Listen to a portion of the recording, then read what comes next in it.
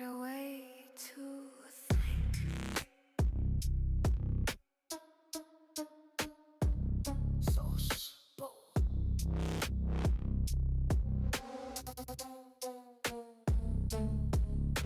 He stood for, but I rarely watched it. But my, you want? Oh, I'm supposed to. Yeah, you can hold it. Yeah. Yes, I guess my movies, and it will drive me back to my age. I love Murder She Wrote or Matlock, the original Matlock, and also Heat of the Night. I really like those. I like Carol O'Connor. I think we watched a couple of those back in high school. I took a film class and they brought us through all the classics, but my favorite was Casablanca. Oh, really? Yeah, I don't- love that movie. I don't think I know what that is. Humphrey Bogart, you know who that is?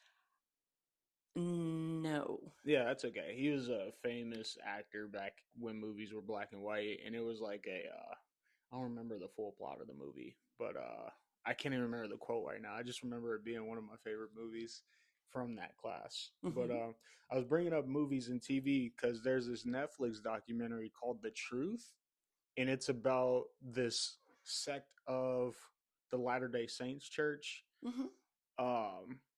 where they believe that this guy that these men are like prophets, and they do everything they say, and they got wrapped up in a very, very like just a bunch of sexual misconduct.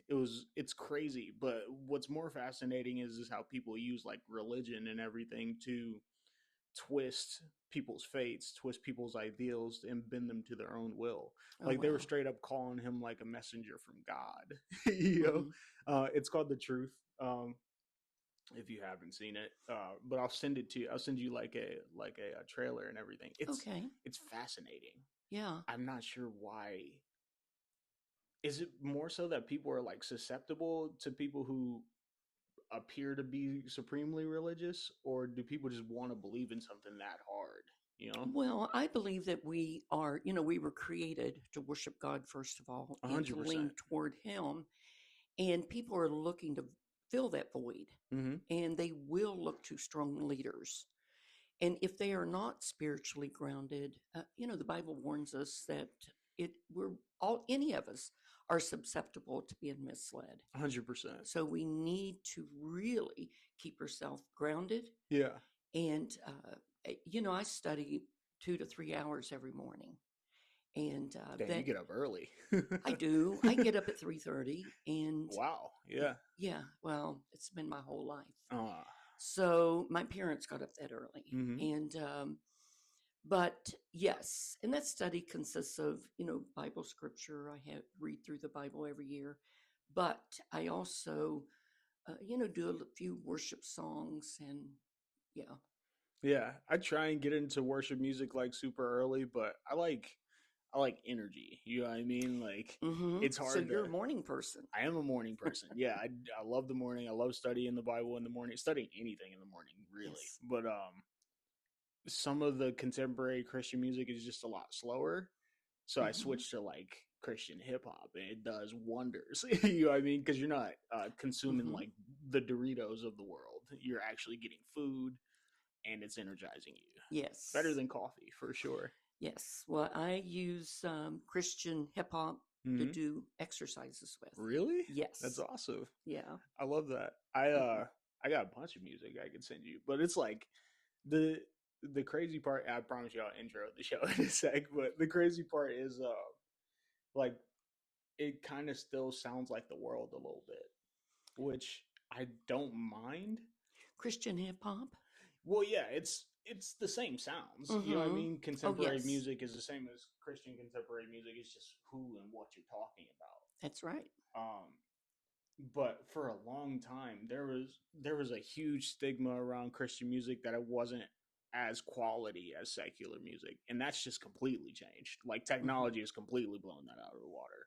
Yes. And I'm sure it's even changed from when you were my age to right now, like drastically. Well, I didn't grow up in a Christian home, but I grew up in a very strict home. And we really did not have music in the house. At all? Very rarely. How'd you guys Very. have fun? Well, when my parents ran away, when they went shopping for the day or whatever, Saturday morning, American Bandstand came on. So, and that was the teenage, Yeah. years and whatever. But yeah, it's hard for me to get into music that doesn't have a message, that doesn't speak. And it doesn't necessarily have to be Christian music. If it's a Exactly. good, clean song. And, I grew up with a lot of legalism that was taught around any kind of music. Mhm. It was of the devil. Even though we weren't in church. Didn't they think dancing was demonic? Yes, very demonic. Back in the day. Oh, yes. And, good girls didn't listen to that kind of music. So I never heard the word good boys didn't listen to that music. So, there's contrast there. Right. But a lot of legalism within our neighbors, with some churches next door. I wasn't raised in a church or raised as Christian, etc. But yes, I mean, I didn't become a Christian until my boys were in middle school. So that's pretty. We will talk about that for sure. But let me intro real quick. Yes. Guys, and for you as well, this is SauceBowl. It's essentially just a show where it's a better way to think. I'm Marq. If you guys don't recognize my voice, I'm one of the hosts of the show. There'll be more soon, but I'm here with Linda today. Linda is the CEO of Adult Teen Challenge.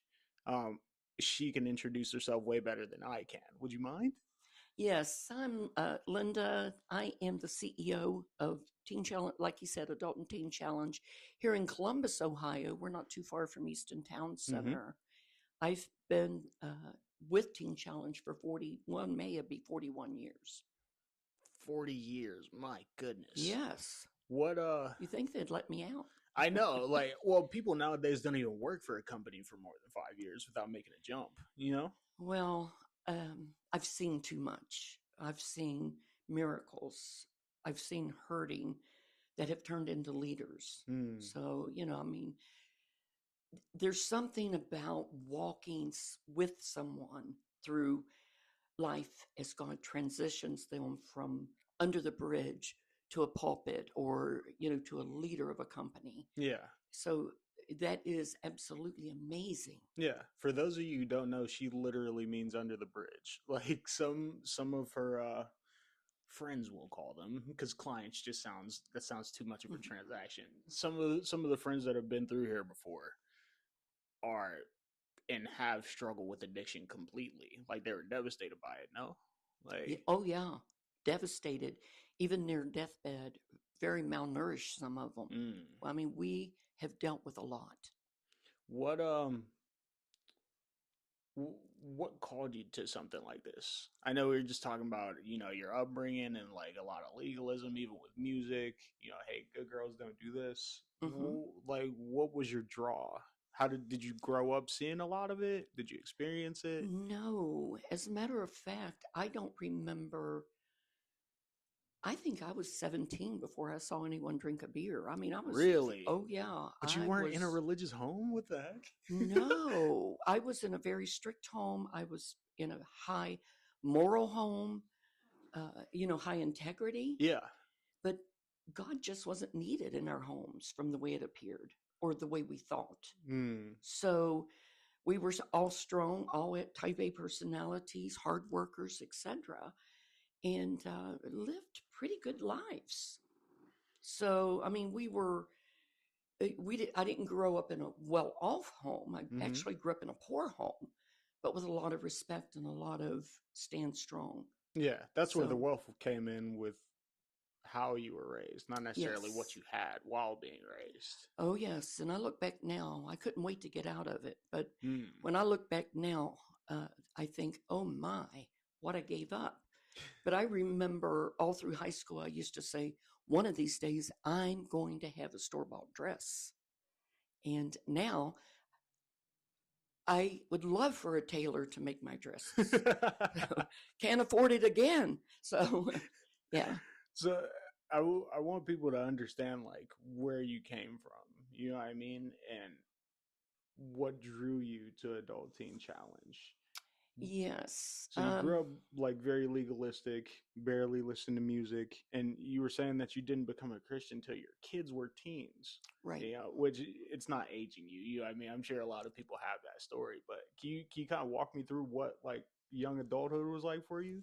Sure. Well, my kids were all in school, Mm-hmm. and I get this call one day. One of my sons was in the fifth grade, and he had gotten into a fight at school. Which, when they called me, I thought, wrong kid. That kid doesn't fight. You know, he loves everyone, and Right. in his eyes, no one ever did anything wrong. Mm. So I get the call. The principal told me if he would just tell me what happened, we could work it out. So I talked to him, and he still wouldn't tell me. So I had to take him home. And on the way home, I kept asking him. He said, well, he called me a bad name. And I said, well, tell me what the name is. And he just said, Mom, I don't want you to hear it. And I thought, oh my. How bad was it? So, yeah. So he ended up almost home, and he whispered in my ear. He said, they called me a Christian. And I thought, oh my gosh, I was floored. I thought, what? Well, for those people who don't know, like Christian was a derogatory slur Yeah. in Bible times, let alone when you were, in your young adulthood, when you had kids. Mhm. But that's crazy that he said that. That's Well, and I'd never had him in church or anything. So, and I asked him, I said, what's wrong with being called a Christian? He says, well, Christians are sissies. And it hit me so hard. Yeah. Okay. I'm sorry. I'm not laughing at him. Yeah. that's No, so it funny. is comical to look back. That's hilarious. But I ended up thinking, I mean, it hit me hard. So it had to be an eye opener from God himself. Yeah. So I thought, oh my, what have I done to my children? I mean, we were not anti-Christ. Yeah. But we weren't needing Christ as we grew up. We didn't need the church or anything. So I ended up pulling them all from school, pulling 4 of them from school, putting them in a Christian school, thinking they were going to fix my problem. So, but as time went on, the church they were involved with, there were school plays, there were just different type of plays and stuff. And we needed to be present at that church. So little by little, people started reaching out. I got involved and etc. So I ended up going to that church. And when this church had a group of women that would attend. Yeah. And they were Teen Challenge. They would come in together. They'd leave together. They would worship and, just seemed to really be pleased with church. So anyway, that same child developed a crush on one of the girls. Thought she was the most gorgeous thing he had ever seen. Yeah. And the church was, and this was a couple years later, and the church was having their own prom inside the church. Cool. Yeah. Yes. Could get a little sticky, but I see it. That's nice. So I didn't know, but he had gone to the pastor to see if he could talk to the director about him taking her to church, which was a no-no. Okay. A big no-no. But because, like I said, it was a few years later, I had become a leader in the church at that point. Go figure. And it makes sense though. Yeah. So, but he had gone to the pastor went to the director, and because I was in leadership, they agreed my pastor would pick them up and take them home, and he would be the mentor and the overseer for the night. So that's how it ended up happening. But I ended up thinking, I need to learn who this group is. I wasn't sure. And actually, the word drugs scared me. The word alcohol scared me. But since then, I've realized drugs, alcohol, if you're involved in sin, I could overeat a bowl of ice cream. Not saying I'm going to go out and use drugs, but I learned to fall in love with those girls. At that point, we had that house we lived in. I had a pool in the backyard. So we ended up on Friday nights, they would come over, swim, cookouts, etc. So my whole family fell in love with the program. So here I am today. So it was an organization within the church, and then not within the church. Just in general. Yeah, it's non-denominational, and it was the home church that we attended, Yeah. or they attended at that time. What's crazy to me is that that's still the stigma that Christians are sissies, that we're weak, and it only takes like someone very knowledgeable to be like, yeah, no, we are, and that's why it works. Like, yeah, our weakness is made perfect in his strength, what he did on the cross and all that. But I would have fought too. I'd be like, dude, Yeah. you can't call me weak for being in the, like, we're in the same school, in the same class, doing the same thing. I don't know if he was Right. bigger than him or not, but like, I would have put my hands up too. What the heck? Yeah. And I ended up thinking, and then when I told the principal, he said, well, he does have a really good manner. Yeah. And the principal was a Christian. So it surprised him that that was going on in the group of boys. Yeah. But he was never a fighter, always made friends easy, etc. So for him to slug somebody was really a shock to us. Did it offended him, but did it offend him negatively, or did it defend him like, I have to defend myself type of thing? He did not really understand. He thought it was a derogatory remark, Right. and that he was being called a sissy, his family. He defended his family. Yeah. So, and he still is a very loyal person that will defend himself and defend others. That's good. Yeah. Oh, yeah. Yeah. So, but yeah, with Teen Challenge, I was invited I got involved with volunteering in 1985. Mm-hmm.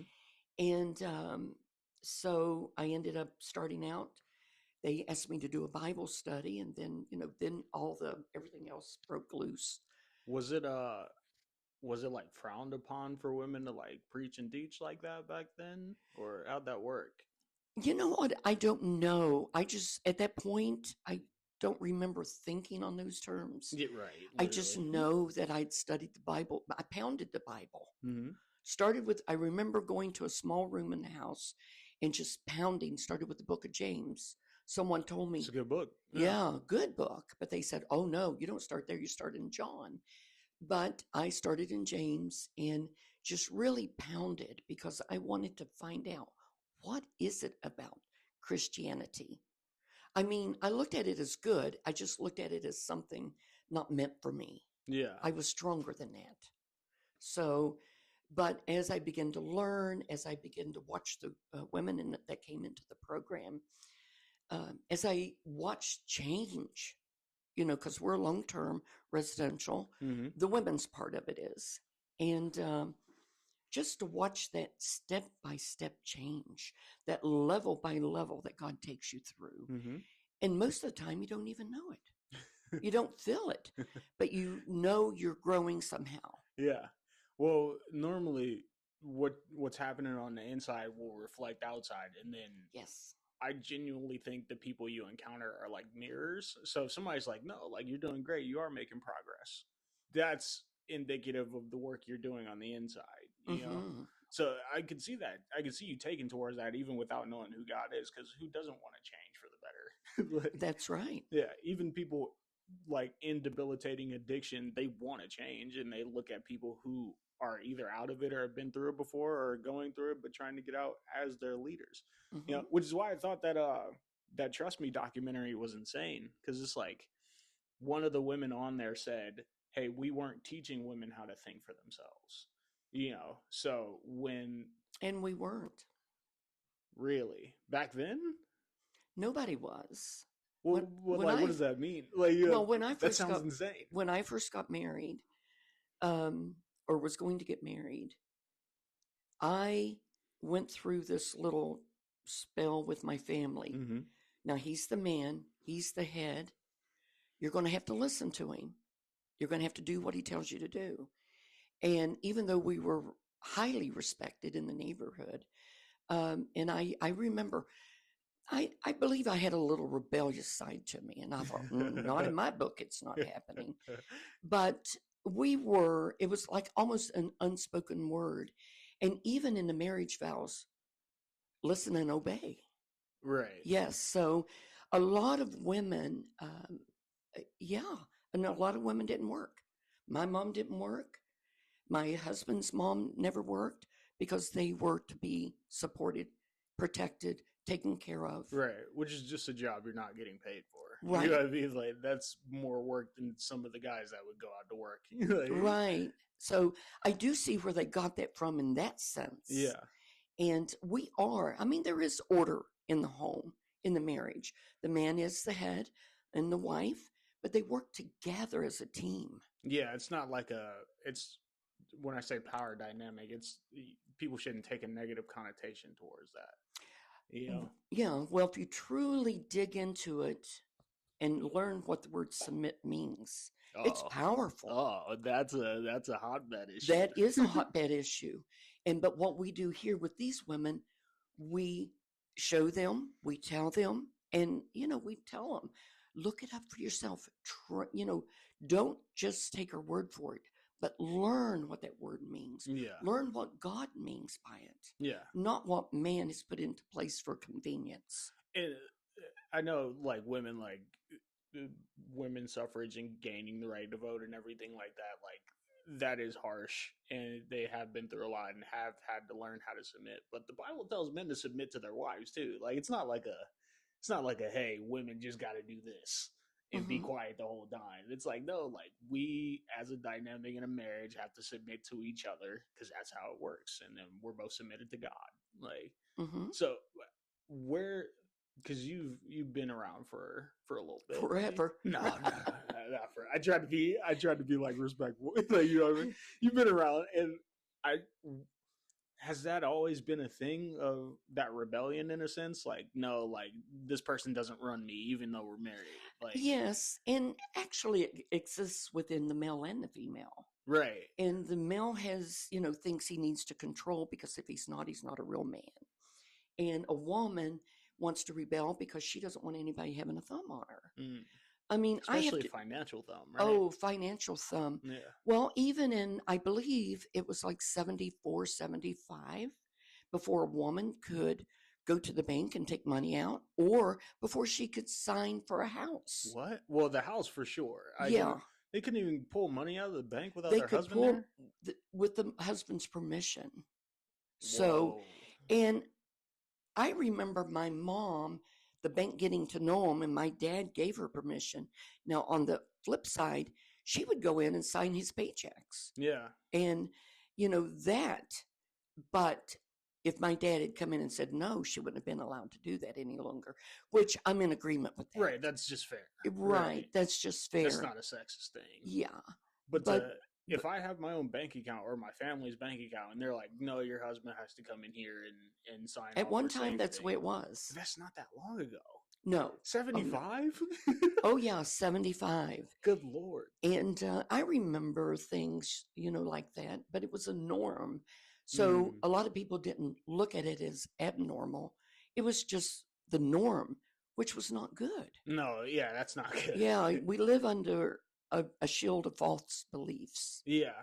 Well, if you go through and you have these norms in society and society is functioning properly, quote unquote, people won't question it for the most part.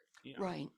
But it takes people who honestly will be willing to look crazy to break the norm and create a new standard. Sometimes, yes. It's just not fair. It's not fair to be that. You gotta understand, like, the people who are normally screaming at the top of their lungs, they're probably doing it for a good reason. Oh, yeah. You call them a conspiracy theorist, you can call them whatever, right? There's a root that needs to be identified. Exactly. And yes. I just think we lose the way to get to that root to people because you want to believe what you want to believe. Even with Christians, it's like, hey, you guys are weak, you guys can't do this on your own. And it's like, if you guys actually asked why we can't do it on our own without any preconceived notions, maybe you would have some more understanding. And see, I was always that thinker. Yeah. Well, that's just rare. Yeah. No, I was a strong thinker because I questioned everything. Yeah. Well, if I can't, why not? I remember going to my mom and dad because we were filling out,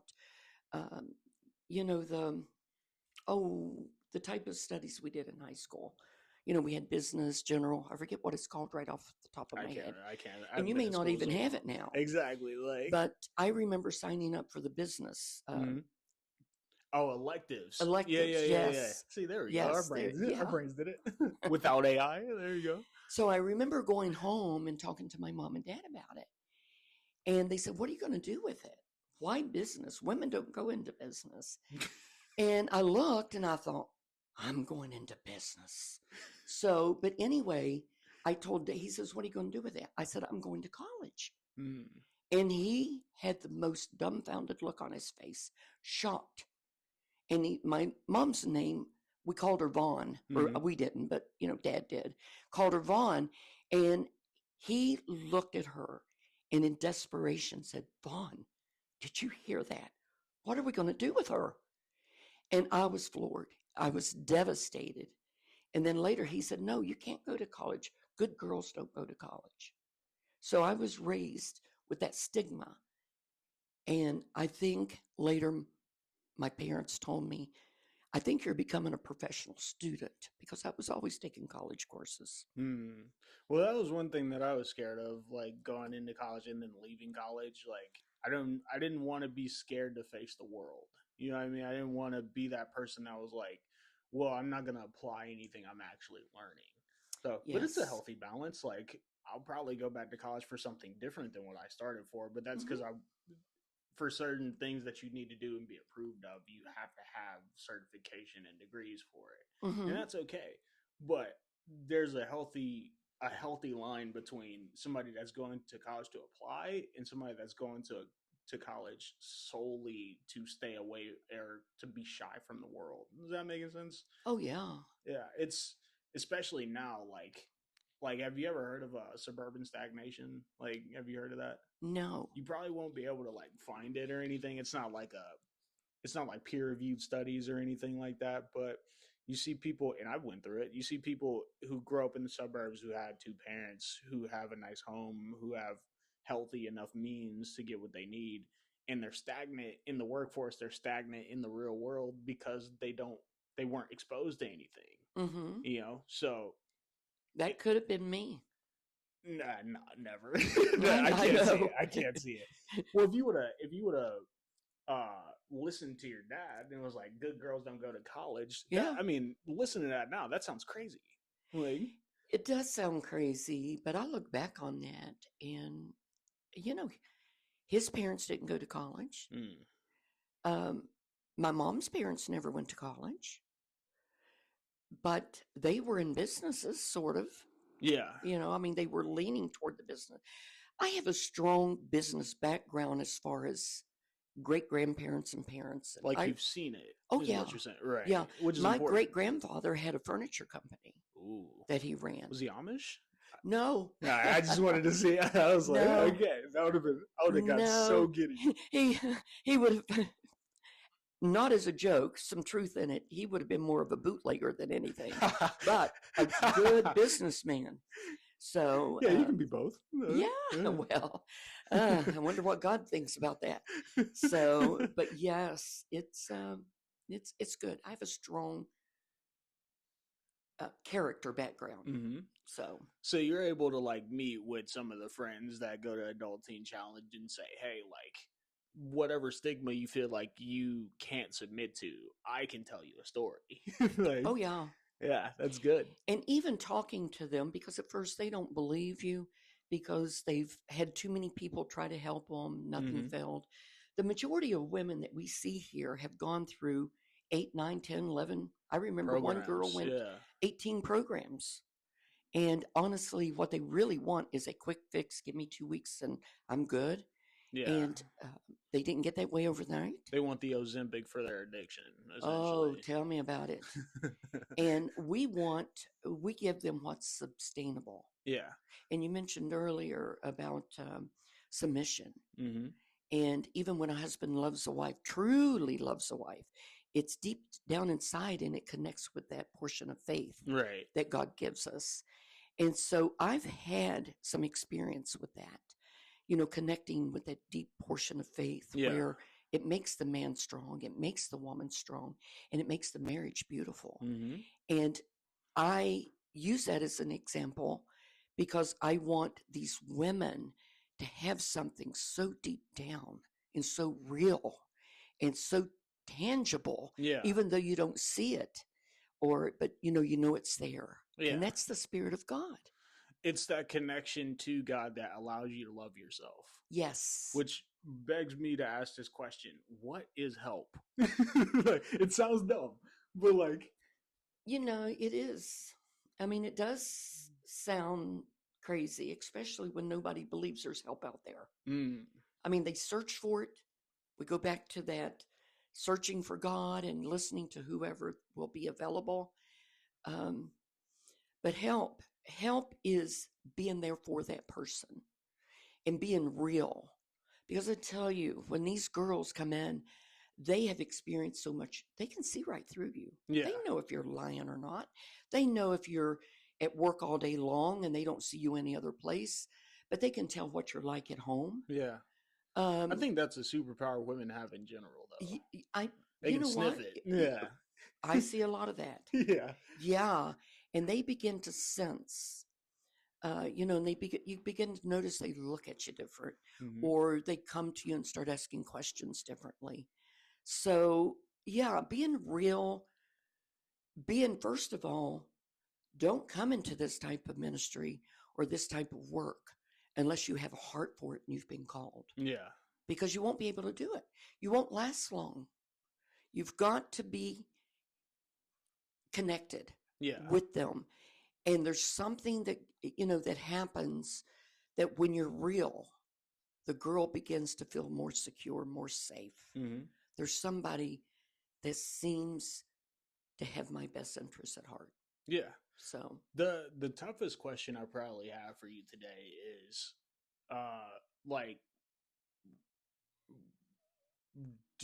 when I say force is a bad word, when you're talking to people about God who might not necessarily be believers, how much resistance is there to that?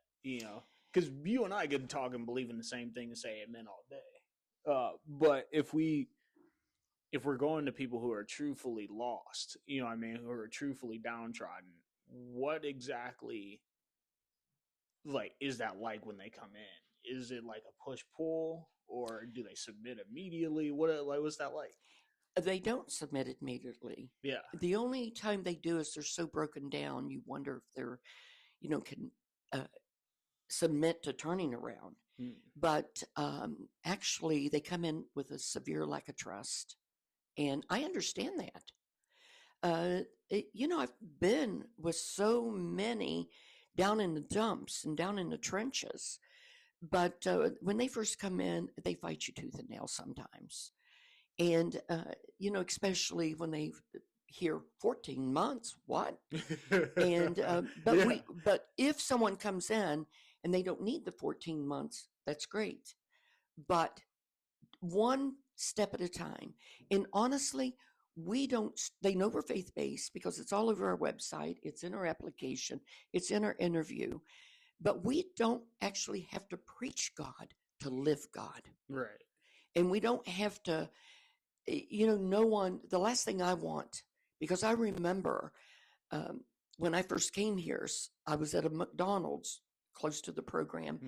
And this man walks up and says, "You need to be saved. You're dying and going to hell." And I looked up and I thought, "Do I know you?" And who are you, dude? Yeah, get out of my face type at that point. So in order to get rid of him, because he was really embarrassing, I ended up, he says, "All you have to do is repeat the sinner's prayer." So I said, "Fine, if that will work." Yeah, get out of my face. Yeah, I didn't actually tell him that, Right. but I was thinking it. So I said the sinner's prayer. Well, he goes dancing out of the McDonald's, raising his hands and shouting, "Another one saved." And I thought, yeah, right, in your book. But yeah, what book are you looking at? Yeah. Where are you recording this information? So I know how the girls feel in so many areas. Plus, I got 40 plus years. Right. But God says, offer them a coat, offer them a drink. Yeah, literally. Offer them a warm bed. Contextually provide for this. Yes, and we bring them in, and we make sure the house looks nice. It looks inviting. The dinners are good. By the way, we are sugar-free and caffeine-free, smoke-free, but we know what their health needs. Yeah. But we give them a home to feel comfortable in. Mm-hmm. And we don't put them directly into classes. In a couple of days they're here. We talk to them, we get to know them a little better. We help them to be safe. And a lot of times we are not a detox center, but we recognize detox and we watch them. And a lot of times they may need to spend a couple of days in bed. And we honor that. But then when we get to work, we get to work. Yeah. And what we notice, if we do it the right way, they develop that love for study, Mm-hmm. for learning, we introduce them to who they are. We introduce them to them Mm-hmm. and help them learn how to grow themselves on What- the path of God. Like, what energy, like, you gotta have to be there for people every day? Like, We're here for them. We're here for them every day. I've got good staff. I've got wonderful volunteers. And that's awesome. Like, Yeah. you guys are in the trenches with them, Yes. like, without any vices attached to it, without any ulterior motive outside of, hey, like, I need these people to be well because somebody provided the same help to me. Mhm. Oh, yeah. And that is the beauty of it. Just like at our banquets, we talked about, we have our banquets, we have a keynote speaker, but we have alumni that come back Yeah. and they give testimony and they mingle with the people, with our guests. And the ultimate is that student. We do call them students. Yeah. And because they're responsible for studies, etc., for their own growth, we give them the tools, we show them how to use them, but they grow and they develop this desire to give back to others. They don't even recognize it the majority of the time, but they just have this thing, like Jeremiah said, it's shut within my bones. I've got to tell somebody. Yeah. And if we help them, if we help one, they go out and help, and it multiplies. Mm-hmm. It, like, you were talking about how you don't have to, like, preach it to live it, which is true in some sense, but Mhm. also in the other sense, like, if it's inside of you, you're gonna talk about it, Right. regardless. Oh, Like, yes. can you tell everybody that story that you told me about when you were getting funding and grants and everything? Like, I just thought it was fascinating how. I'm bringing it up because you're the type of person that needs to be in leadership. Regardless of if, like, it would be nice if everybody in leadership loved God. You know what I mean? Oh, yeah. But to have this type of mindset, to be so sure about your mission and what you got put in that position for, Hmm. it's an inspiring story, regardless of if you believe in Jesus or not. Would you mind, like, sharing that again? Like, Yes. As a matter of fact, a short little story here. My father did drink a lot, okay. and he was a good guy. Like I said, strong. He would, like, hide it from you guys? What is it? He would, like, hide it from you guys? Oh, well, he did hide it from us, but there was a few times he came home and I went to help him, that kind of thing. So, but anyway, I remember the time was 17. I had gotten married at 17, which I think is terrible. And 2 years later had a child.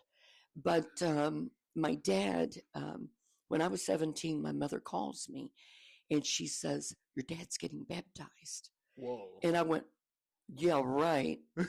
She says, we want you here. Well, I didn't go because I thought she was joking. Later, I found out he had a radical salvation moment. Yeah. Where God wouldn't let him loose. My mom spent the night saying, Lord, release him. I need to get to sleep. But after that, he became legalistic Mhm. because he didn't know. This is where teaching, excuse me, this is where teaching comes in at. We need to disciple people. Yeah, discipleship. Yeah. Teaching. And it's like, you ever seen Twilight and everything? Have you seen the Twilight movies at all? No. Like those vampire movies? It's like... Oh, vampires. Vampires was my favorite growing up. Really? They were. But, oh my Lance, I have rebuked that out of my life. Right. Well, I use that analogy, like when they turned into a vampire first. They were so strong that Yes. they didn't know how to use their strength. And when people get saved, it's the same thing. They're like, Yes. hey, I got to tell these gay people not to be gay anymore. You know what I mean? Like, yeah. Oh, yeah. because No, it's in no. me and it's out of You me. love Like, them. yeah. You know, yes, I will sit and have coffee with them. And because, okay, I had this guy that was an acquaintance. He was a friend. Yeah. I found out he was gay. And we were still friends. But I told him, I said, you know where I come from. You know where I stand. You know how I feel. I want to, be your friend. Yeah. But we want to You're not talk. gonna catch it. I want to give you facts. I don't want to give you opinions. Yeah. I want to give you facts. I want to give you God's love. Mm-hmm. And he was receivable. I mean, he received it. We remained friends. He moved out of the state. We lost contact, so I don't know where he's at. But he always said, I will always remember you because you loved the Lord more than anyone I ever knew. Wow. And, he says, I take it to heart. I would have cried if you told me that. Oh, yeah. I don't know what happened after Yeah. that, how he's living, etc. But back to the grant. Yeah. This story is crazy. Well, the reason I said that little story and about, the remarks I just made, I've seen too much. I've seen God take a lump of coal and turn it into a beautiful diamond. I've actually seen, oh my goodness, we've had some ugly dispositioned girls here. And they have turned out to be some of the most beautiful women I've ever seen in my life. Yeah, and you're not talking about like the beauty standard. No, their well, outward appearance probably changed. It's that glow from the inside Exactly. that comes forward Yeah. that you don't recognize any ugly face Yeah. because it turns to glowing and beauty and countenance and Surety. just something that connects you with them. Mm-hmm. And what's God's spirit. But I had inherited a grant when I came on as CEO, as director. At that point, it was executive director. And that was back in 2006. Well, it was a collaborative grant, and it was for $89,000, my part was. But I inherited that, didn't have any of the makings of it. Yeah. So when I came in, I thought, wonderful. I know. So finally, it was approved. We got it. We didn't get the money, but we would purchase things and report it. Yeah. Okay. And they would congratulate us. So I remember going out and buying computers because the computers were from the beginning of computer age. And so I bought the computers. I reported it. They called me, got with me, said, congratulations, great. Says, but we do know you're faith-based. Just remember, you're not allowed to say Jesus, but you can say higher power. You can't use any form of classes that say Jesus is the only way or anything. Did they tell you why? Well, because it was across the board. It was not a direct. It's for all religions. It's for all religions, all worldly, whatever. And I can see that, but they knew I was faith-based. Yeah. So I looked at the computers, and they had cost, and some other supplies and things. We paid. It was a grant where we could use to pay operating expenses. So anyway, by the time they told me that, it had been down to $59,000. And so I went and talked to a couple of them privately, said, let me get this right. I said, so if you were to come in and find the name Jesus on my computer, they said, well, you just can't do it. Just don't do it. I said, well, I feel like a hypocrite. Yeah. And I told them, I said, well, I'm going to have to give the $59,000 back. I tell you, it broke my heart. No, I cried. Oh my gosh. It cut me like a knife because I thought that is really, really needed it. But imagine putting a higher power sticker instead of a Jesus sticker on it. Like, come on, man. Well, and at that point, because I'd been with Teen Challenge since 1985, I'd worked with the girls. I'd heard stories. I've heard a lot of stories about church abuse. Yeah. And nobody believes Jesus is real, that kind of thing. And I thought, well, I'm going to believe Jesus is real no matter what. I do believe Jesus is real. Right. So at that point, I cried in front of them. I said, we need this money. I said, but I can't take it. And it was not received too well. And I won't go any further than that. Right. But, God was faithful. We've never hurt. We've never done without. So. But to give it back, dude. Oh I know. gosh. I know. And then $59,000 was more than Probably it like is three now. times that now. Just about. Just in spending power alone. Like, Oh, yeah. Good Lord. Well, and I was branded a little bit as being a prude and little things, but I thought, God, are you really with me? Are you really, really? And let me ask you again, if you're really with me, are you really, really, really with me? I mean, I went through that. So. Really with you, like in terms of like why did you make me do that type of thing? Why couldn't the computers have been bought and then like stuff like that? The computers were bought. I kept the computers. They let me keep the computers. That's good. So yeah, I would have been devastated too. Mhm. I mean, yeah. Even trying to run businesses on my own, it's like 60 grand is a lot. But if they said I couldn't talk about Jesus, I got to give it back. Like, well, again, back to my teachers. yeah. I grew up between two states, Michigan and West Virginia. Mm-hmm. I was born in Michigan, but the majority of my time was spent in West Virginia. But again, my parents had a strong with what you believe in, even though it wasn't Christ at the time. Also, don't look to money. We didn't have any money. So don't look to money for your answer. Don't look for money to supply what you need. Look for it as a tool. And that must have been because you wouldn't believe that. It had to have been. Yeah, it had to have been. It had to have been deep rooted. Again, back to teaching. Yeah. Even here, if we teach them and we've got good, strong, solid teachers and we can teach them in a way of understanding, and it's that deep root that goes deep, that's sustainable. Mm-hmm. And God's word is like a sword. It divides. Mm-hmm. Okay? And it also will divide truth and untruths. And the girls, when they leave here, they probably know the Bible a lot better than a lot of pastors.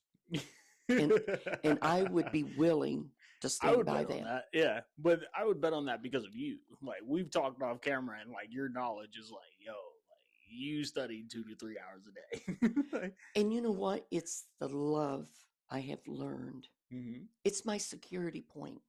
It's just like, falling in love with your spouse or, fiance or falling in love with someone that you want to spend the rest of your life with.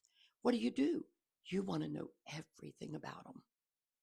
And that's the way it is with our Lord. Mm-hmm. He knows everything. There is not one cell, one iota of anything that he does not know about us. And I one day, we're going to know as we are known. And he knows me. He knows what I'm going to say before I say it. And I want to put my words, I want him to be guided by the Holy Spirit as they come forth. Well, yeah, some men and women in general, like, they need to hear that. If they don't, nobody outside, nobody at work, if they don't have that type of family structure or teaching, like you were saying, who's gonna tell them that? Like, you can only tell yourself so many positive things so many times before you're like, all right, I've heard this before. That's right. And now look at all, for instance, let's come up to 2026 and look at all the gambling things, all of the games, even on your phone that pop up. Oh, you can win $200 right now. Just click this button.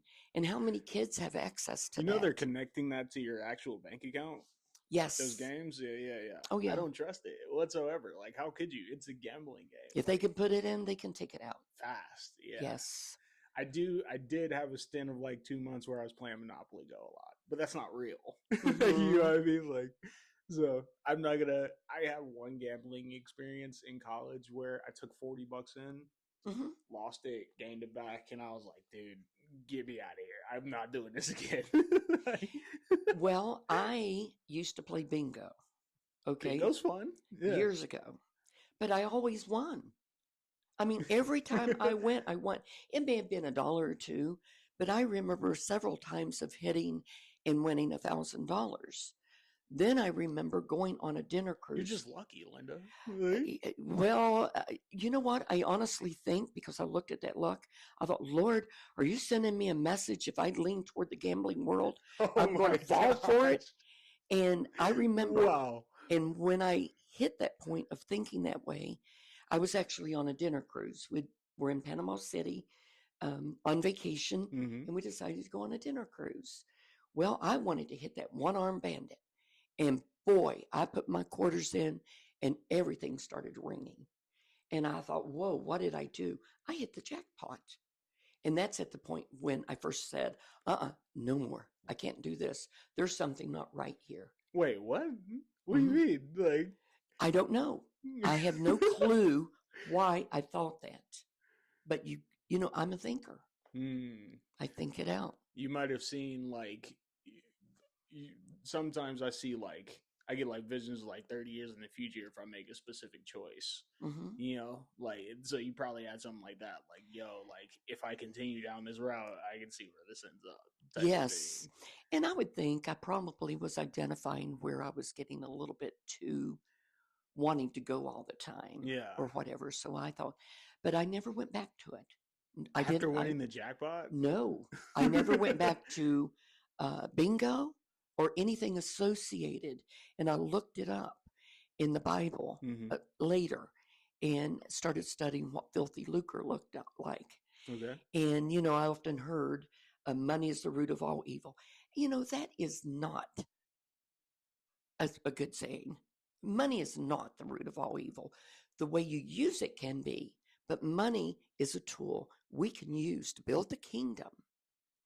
Just like at my banquet coming up. You know, it's a fundraiser banquet, and we are going to tell people why they may want to partner with us, because we don't charge a penny for any girl that comes in here. She gets room and board, she gets her food, she gets her health, exercises. I mean, we are all around that whole person. Yeah. And she gets cognitive development and classes. And like I said, when she leaves here, she is studious because she has developed a strong desire to study, to seek out, and to search. Are you guys like expanding into different demographics too, like men or like younger boys, stuff like that? We have bought a home right next door to us, and we bought the home because we were a little fearful about what was going in there, another business. Or rumor that the business. Right. So I jumped to buy it, went to the board, and they approved. And so we are using it. We're in the process now. We have a 12-step class that we can teach men, women. It's going to be used for non-residential classes for men, classes for women, and even classes for children. We have the first Saturday in October, we have a community outreach for the children in the neighborhood where we put up a couple of inflatables. I do need prayer for that because we had a church that was supplying the inflatables. Well, their little tag along was stolen with the inflatables in it. I remember you telling me that. Yeah. That sucks. So, we How many do you need? We'll need, I'd like to have at least 2. Yeah. Usually a big slide and a bouncy house. Yeah. And I get in the bouncy house with them. So, sure. That's I'll tell you, that's doable pretty easily. Yeah. 2 inflatables, it's not bad, but go ahead. Yes. And, we need, for the non-residential, we need facilitators, strong facilitators, because people will see right through you. We can't have anyone who is prone to enabling, because I'm telling you, when these girls come to you, these women, men, the kids with these big sad eyes, they've been hurt so bad. You want to hold them. You want to hug them. Yeah. You want to give them that whatever. Yeah. And if we do not give them the tools to stand strong, all we do is coddle them. Who's going to coddle them when they leave? Yeah, nobody. No, well, they're going to run right, especially women. will run right back to where they came from. That situation, that Yes. person, yeah, that problem. Because up front, love is promised. I'll love you tonight, but I won't even recognize you the next morning. Mm. And in a moment, women fall for that because women were created. Dudes fall for that too. Yeah. Dudes, as you call them, Right. fall for the sexual act where Yeah. women want to be held Uh-huh. and they need that, someone to encourage and hold them and make them feel secure. Mm-hmm. And they can find it easily. Yeah, I mean, yeah, like it's you go out and you get a dude that's trying to look for an opportunity, and it's not like the women aren't looking for that same type of opportunity, Right. but it's what comes on the back end of that. It's like when the devil promises you something, Yes. it's like velvet handcuffs, and then he leads you into a velvet prison, and you're like, oh, this is very comfortable, and then he locks the gate. You're like, yeah. oh, I'm ready to leave now. He's like, you actually can't leave. One of the best examples that I ever had in seeing and it ties in with what you just said. It may not sound it, but I remember going to a place. I had a speaking engagement Mm-hmm. at a Christian place. And on the way there, I got distracted by it was during Christmas time.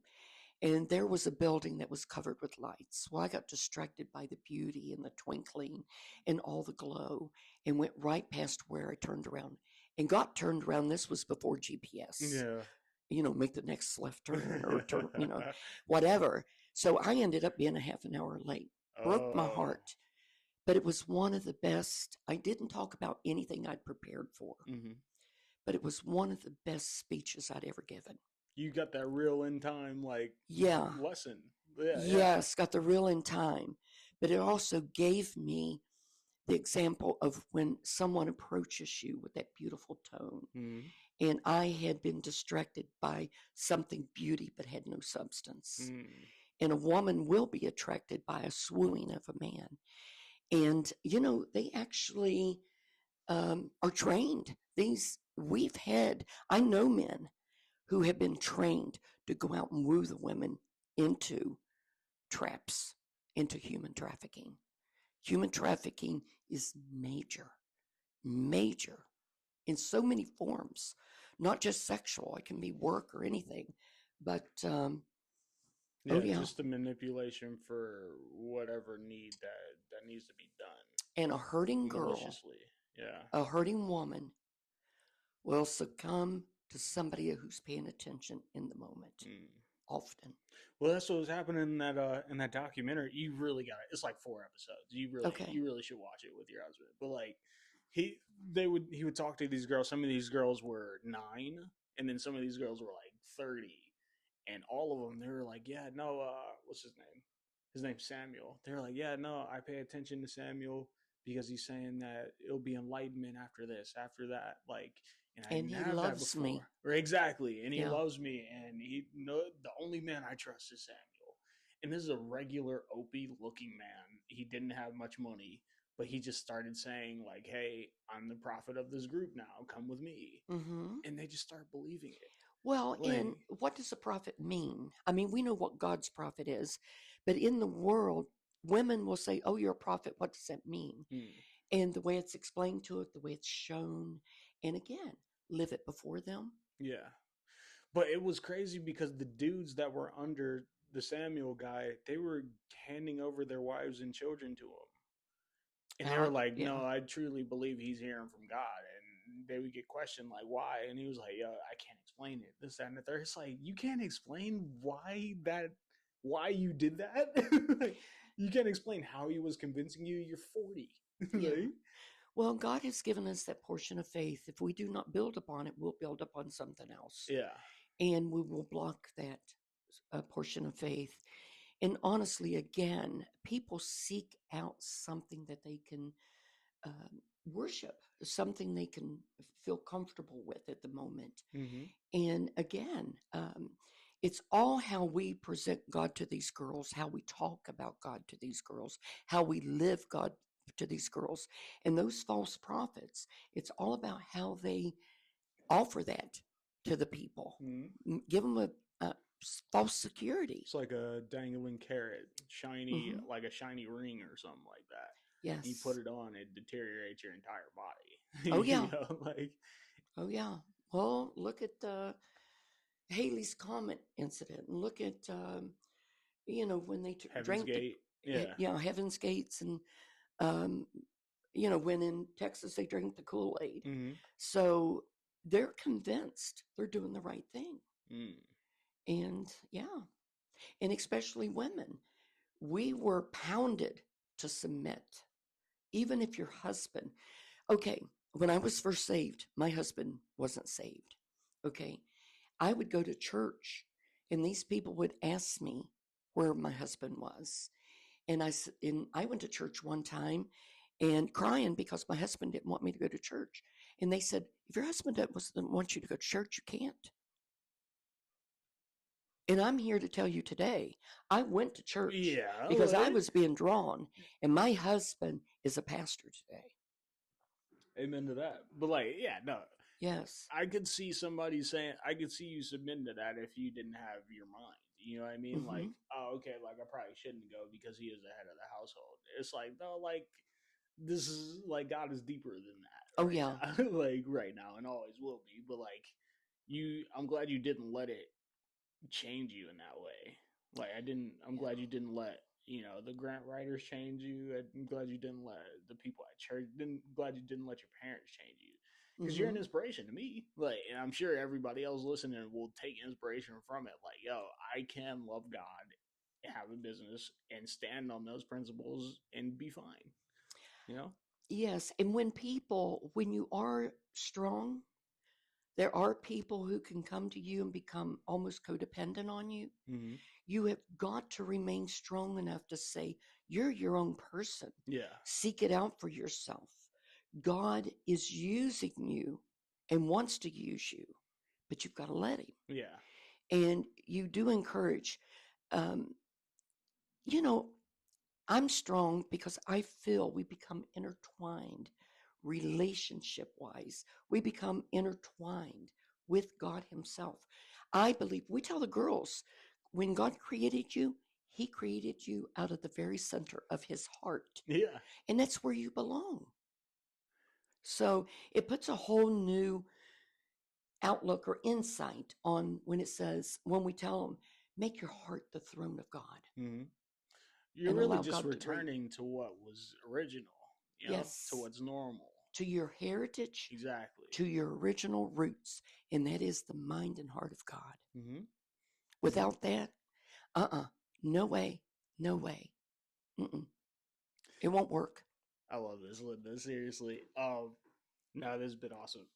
So you got the banquet on Thursday, and then you got October, the September. Sorry. September is Farm Science Review. It's our fundraiser with OSU. Nice. Where we run a restaurant for 3 days. We go out. We've got 8 or 9 sandwiches that we sell. The girls run it? Oh, yeah. Ooh. We all do. I have 90 volunteer spots that I have to fill. Now, I can have 30 volunteers a day if they'll do all 3 days. Right. But I have 90 volunteer spots, and that includes grill cook. It includes running the registers. We have POS systems with the iPads. We have sandwich wrappers. We have people who will greet our customers. And it is powerful. We love it. We get up at 3 a.m. We're out there on duty by 4:30 a.m. We open for breakfast at 6 a.m.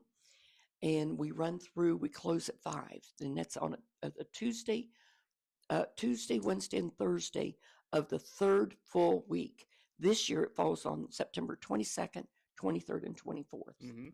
And then Teardown is the 25th, which is a major day. Yeah. But it's powerful. It is, we see thousands. It's a fair. Farm Science Review is a fair that OSU puts on for farmers. It's all the latest farming technology. I would like I to be mean, there for that. people can actually, we hear reports and stories of people that own this big machinery. They can run it sitting in their office. Oh yeah. So it's crazy.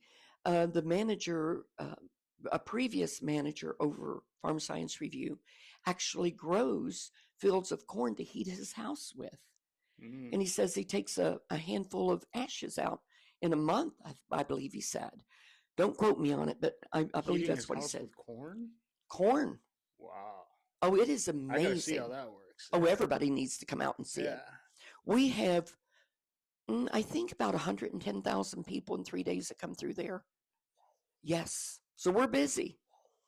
Where could somebody like me like sign up for something like that? Well, we do. Right now, we have the sign up for the banquet on our website, but we will have that on the website soon and we may have it still on there. I'd have to get with the person that puts it up, our marketer. And or call the office. You can call us here at 614-697-2450. Go to our website, adultteenchallengeohio.org, right here in Columbus. There's other teen challenges. We're the one in Columbus, Ohio. Awesome. So, yeah. This is like the last question I have for you. I appreciate your time, seriously. What would you say to somebody that is on the fence about coming to something like our program, like Adult Teen Challenge? You know, not a court order person, you know, they're like, hey, you know, I do struggle with this, but I don't know if I would jump into something like this because of X fear or Y fear, you know? We do invite people if they want to come and just talk. They can do that. Again, it is long term, but we also talk to them about where would you like to be a year from now? Where are you a year from now if you don't get help? Yeah. And, you know, we make it real. And, you know, just like so many girls, when they go to complete the program, it's bittersweet because they can't wait to get home. But yet when the day comes, they think, I really don't want to leave. They learn to love it here. Yeah. And after a few weeks, and we tell the newbies here, the new students, we let them know it is hard. What is very important is a lot of times is the students that have already been through that phase, and they can talk to the girls and let them know. We let them know, you know, our feelings toward them, even at that moment, is we don't want them under the bridge. And when I say under the bridge, it could be abandoned homes. Yeah. You know, we hear a Just lot in about. a desolate place. Yes, Yeah. down in the muck and the mire. You were created for more. You were created to thrive. You were created to conquer. You were created to use authority to push through the garbage that's been thrown at you. And we can help you. I would sign up if I was a girl. Mm-hmm. Yeah. No, maybe you need to sign up to help teach. Maybe. Yeah. All right. You see, that's the second time she's done that to me. Yeah, we do need some wonderful. I mean, and again, when I say wonderful, if you spend time in God's word and develop a love for it, you're going to want to pour the truth into people. You're not going to want to pour your opinions. Right. Literally. Yeah. Well, the Bible says this, but I don't really believe God means it. Oh, when you find out God really means it, you think, that's what I need. That's exactly what I've been looking for. Yeah. So I'll sign up. I'll teach at least once. Yeah. I don't know what I'll say. But. Well, let me tell you, I'll pretend. You know, no, I won't pretend. I said, Lord, he says if he teaches, he'll teach maybe once. It's contagious, isn't it? Dang it. Yeah, I knew. See, I knew you would go there. Yeah. All right. Yo, we'll wrap this one up. Thank you, Linda. Seriously. You're welcome. You. Thank you. Yeah, of course. Yeah, this is why I made the show. So people can come on, hear stuff like you, hear stories like yours. Yes. Yeah. And I knew I went to the post office at that moment for a reason. All this because you, dude, all right, before we go, she was like, hey, Mark, do you know what the Pony Express is? And I'm like, is that a movie? Like, what the heck? And she was like, no. Where's that located? Yeah. She was like, no, they used to deliver mail by pony. Yeah, I went and did research on it. I was like, dude, who is this lady? Well, we'd waited a long time. Oh, yeah. And I thought, boy, the Pony Express wouldn't approve of this. And but crazy. anyway. Yeah. Crazy how it just started out of that. So Mhm. thank you, seriously. Oh, you're Appreciate welcome. you. All right, guys. I will talk to you on the next one. I love you. I appreciate you, and you know where to find us. See ya.